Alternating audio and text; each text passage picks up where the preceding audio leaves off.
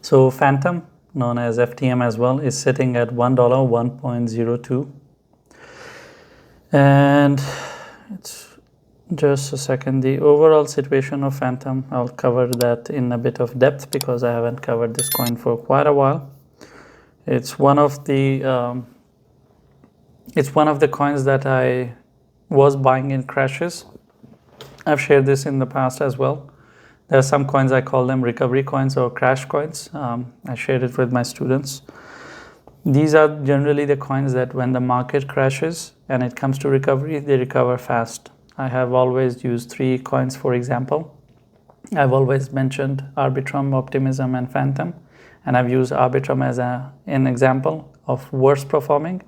And same copy of Arbitrum is Optimism, and then Optimism outperforming Arbitrum whenever there is a crash. So for example, if the market crashes, Arbitrum bleeds more, and when it comes to recovery, it recovers only half of its bleed.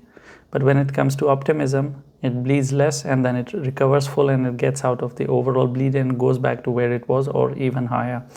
And FTM was the same case scenario. If it drops 2%, then recovery would be 5%.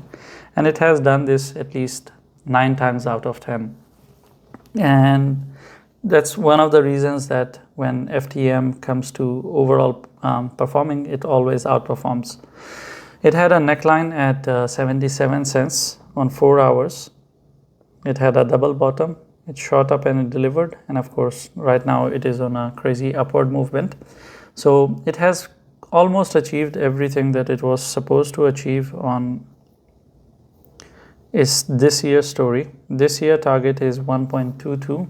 I wouldn't be bothered with that. I don't care about that target. I'm more interested in the overall double bottom it has created on a weekly. So this is one bottom and this is the second bottom. And $1 is the neckline for this area. As long as $1 holds, I would expect it to break 1.2 this year all-time high, the March all-time high, and shoot up towards 1.65. But if $1 breaks, then we will talk about what happens next. But if $1 continues to hold and it is sitting at $1, so it's a moment of truth for FTM. If $1 continues to hold, I would expect it to go towards 1.65. That's a 65% move. And after that, we can start talking about other targets, but it can easily go up towards the all-time high of 2021 as well, because FTM has totally changed itself. The moment they introduced Sonic, the way people were looking towards, they were looking at FTM, their attitude and behavior changed, and because the overall development was really great, I think Sonic is used by Sony. It was Optimism or FTM, one of them. Sony signed and started using them. I don't remember which one was it.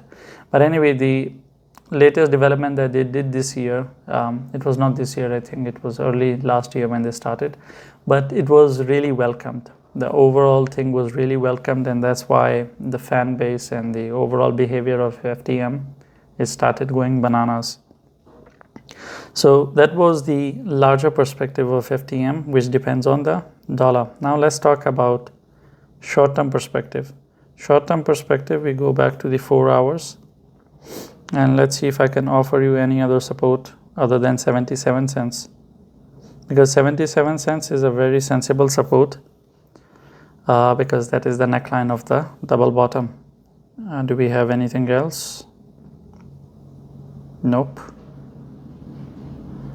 Psychologically, it should be 80. 80 would make sense, but from TS perspective, it's 77. Which one would we pick?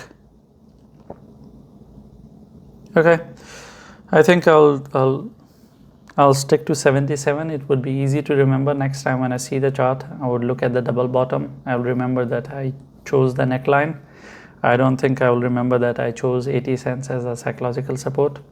So if it loses $1, then it is going to go down towards 77 cents and it should hold that. It's more than enough of a drop. It's going to be a drop of 23%, 77. Yeah. And we are talking about a drop from 1.09. So 9% is there, 23 is there. That's going to be 31%, 32%, sorry. That's going to be a 32% drop. That's more than enough for correction. And that's pretty much it. FTM it's crazy bullish at the moment, but correction will come, and it always come. It's just that when will it start is a whole different discussion. Anyway, that's pretty much it for FTM. There's nothing else for me to add. Thank you for watching the video. If you have any questions or I have touched on a topic and you expect me to explain a bit more, I'll try my best to explain that to you in the comments. Leave a comment, and I'm not going to tell you to like and subscribe, because if you're not interacting with the video or if you're not subscribed, you're not going to see all the 10 videos that I make every day. You're going to miss out on it, and I think you are educated enough to understand what to subscribe and what not to, because if you want to miss out on it, then why not? It's for your own good, and you should know better what is good for you.